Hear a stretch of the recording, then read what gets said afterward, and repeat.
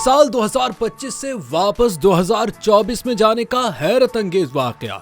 जी हाँ, आपने पुराने साल से नए साल में जाने का तो सुना ही होगा, लेकिन ऐसा भी हुआ है कि नए साल यानी साल 2025 से लोग साल 2024 में वापस चले गए।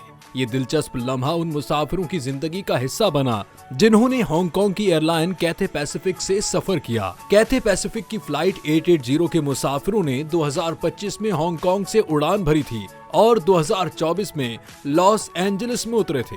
1 जनवरी 2025 को हांगकांग से प्रवास करने वाली फ्लाइट ने तकरीबन 14 घंटे हवा में रहने के बाद रात 10 बजे के करीब लॉस एंजलिस में लैंड किया, जहां उस वक्त 31 दिसंबर 2024 को पैसिफिक टाइम था। ये गैर मामूली वाकया उस वक्त होता है जब परवाजें बहरुल काहिल पर बैनुल-अक़वामी डेडलाइन IDL की लकीर को उबूर करती हैं। हांगकांग लॉस एंजलिस से वक्त में 16 घंटे आगे है।